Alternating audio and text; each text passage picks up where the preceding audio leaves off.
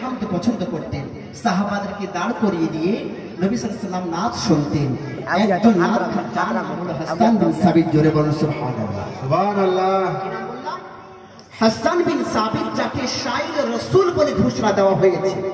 শাইর রাসূল অর্থাৎ রাসূলের কবি, রাসূলের নাচ খান। আমার নবী নাচ পছন্দ করতেন।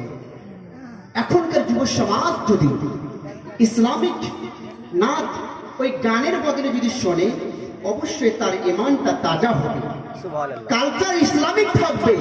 আর যদি গান শুনতে শুনতে কেউ মারা যায়, সে জাহান্নামে হয়ে যাবে, জান্নাত জীবনে পাবে না। জোরে বলুন সুবহানাল্লাহ। সুবহানাল্লাহ। আর আপনি যদি নবীর মুহাব্বতে নাতে রাসূল শুনতে শুনতে আপনি যদি মৃত্যুবরণ করেন, অবশ্যই আল্লাহ রাব্বুল আলামিন সেই নবীর মুহাব্বতের বদৌলতে আপনাকে জান্নাত দিয়ে দিবে। তাহলে বুঝতে পারলেন পার্থক্যটা কতটা, দুনিয়ার গান আর ইসলামিক গানের মধ্যে কতটা ডিফারেন্স রয়েছে। আমি আয়াত কোরআনের মধ্যে আল্লাহ রাব্বুল আলামিন বলেছেন মুহাম্মাদুর রাসূলুল্লাহ সাল্লাল্লাহু তাআলা আলাইহি ওয়াসাল্লাম। মুহাম্মদ হলেন আল্লাহর রাসূল, আল্লাহর পয়গম্বর। আপনাকে যদি একটা কথা একটা আপনাদের সামনে একটা যদি কথা তুলে ধরি, আপনারা অবাক হয়ে যাবেন। আজকের নিউজ, আজকে আমি দেখলাম, আজকেই দেখলাম ইউটিউবের মাধ্যমে একটা ভাইরাল হয়েছে। একটা লোক দাবি করছে আমি নবী, বলে নাউজুবিল্লাহ। কি দাবি করছে? বলে আমি শেষ জামানার নবী, আর এরা হচ্ছে আমার সবাই আমার উম্মত। আস্তাগফিরুল্লাহ। নিজেকে নবী দাবি করে, সে তো জাহান্নামী হবে, আর যারা অনুসরণকারী হবে তাদের সকলকে জাহান্নামে নিয়ে যাবে। একজন জিজ্ঞাসা করছে, আরে বেটা তুমি যদি নবী হও তোমার নাম কি? নাম বলছে, বলে তোমার বাবার নাম কি? বলছে আমার আব্বার নাম হচ্ছে আব্দুল্লাহ, আর আমার মায়ের নাম হচ্ছে আমিনা। আস্তাগফিরুল্লাহ। এইভাবে বলছে।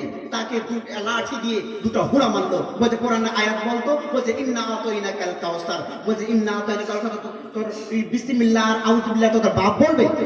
বিসমিল্লাহ বল। বলছে বিসমিল্লাহ বলতে হয় নাকি? বলছে তুই নবী হলে কি করে? আস্তাগফিরুল্লাহ। নিজেকে নবী দাবি করেছে। এটা আমাদের দেশ নয়, বাংলাদেশের মধ্যে আজকের খবর।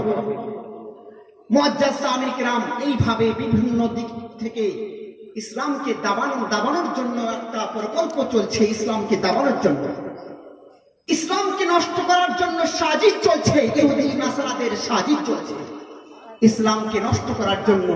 মুসলমান এখনো বুঝলো না, যে একতা হতে জানলো না। আজকে গ্রাম ভাঙ্গা, আজকে সমাজ ভেঙে যাচ্ছে, আজকে মুসলমানের মধ্যে একতা ভেঙে যাচ্ছে। সারা বিশ্বের মুসলমান যদি একত্রিত হয়ে যায়, পৃথিবীর কোন শক্তি নেই যে তাদেরকে পরাজিত করতে পারে। জোরে বলুন সুবহানাল্লাহ। সুবহানাল্লাহ। মুআজ্জাজ সাহাবায়ে কিরাম, মুসলমানের শক্তি অনেক, কিন্তু শক্তির সাথে ঈমানি শক্তি রাখতে হবে, ঈমানকে মজবুত রাখতে হবে, তাহলে তো কাজ দিবে। আর দেখছেন ঈমান কমজোর, বলছে মরবে তো ওই মরুক, আমি কেন মরতে যাব? আরে বেটা তুমি মরলে তুমি জান্নাতি বাস হবে। জোরে বলুন সুবহানাল্লাহ। কেউ যদি নবীর বিরুদ্ধে কোন রকম খারাপ কটু কথা বলে, নবীকে গালি দেয়, তার বিরুদ্ধে আপনি যুদ্ধ করুন, তার বিরুদ্ধে আপনি লড়াই করুন, প্রতিবাদ করুন। আর আপনি যদি লড়াই না করেন, ঝগড়া, আপনি তার বিরুদ্ধে যদি প্রতিবাদ না করেন, আপনি দায়ভুক্ত হবেন। আর এই দায়ের জন্য আপনাকে হাসরের ময়দানে গিয়ে আপনাকে পাকড়াও করা হবে, আপনাকে ধরা হবে, আপনি হিসাব দিতে পারবেন না। আর ওই বেটা বলে কি আমি নবী, নিজেকে নবী দাবি করে। কাদিয়ানি মির্জা গোলাম আহমদ কাদিয়ানি যে নবী দাবি করেছিল, পথভ্রষ্ট হয়ে গেছে তার অনুসরণকারী। যারা তাদের দলের অন্তর্ভুক্ত হবে তারা সবাই জাহান্নামী হয়ে যাবে। আমার বিশ্ব নবীকে তো আখির জামানার নবী করে পাঠিয়েছেন, এরপর আর কোন নবী হবে না। মুহাব্বতের সাথে বলুন সুবহানাল্লাহ। সুবহানাল্লাহ। হযরত হাসান বিন সাবিত যখন বাল্য অবস্থায় ছিলেন, 7 থেকে 8 বছর বয়স, হযরত হাসান বিন সাবিত ছোট্ট বাচ্চা বালক পাহাড়ের দিকে এগিয়ে গেলেন। জোরে বলুন সুবহানাল্লাহ।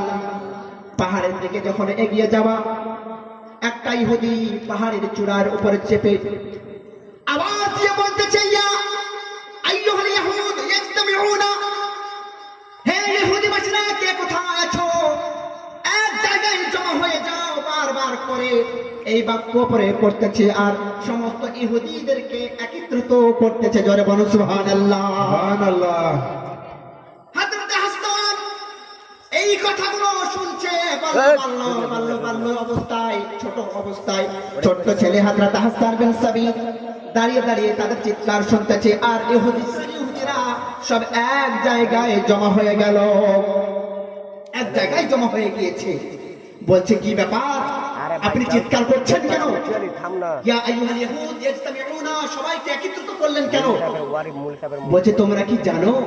বলে কি হয়েছে?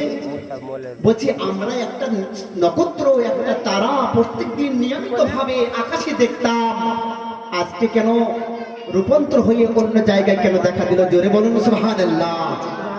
আজকে কেন অন্য জায়গায় দেখা দিয়েছে? এই বিষয়ে কি তোমাদের জ্ঞান আছে? তারা বলতেছে আমাদের মধ্যে তো অনেকে জানে যে এই তারা যখন অন্য জায়গায় চলে যাবে রূপান্তর হয়ে, ওই দিনে আমার বিশ্বনবীর জন্মগ্রহণ করবে। জোরে বলুন সুবহানাল্লাহ। ওই ইহুদি বলতেছে তোমরা জানো এই তারা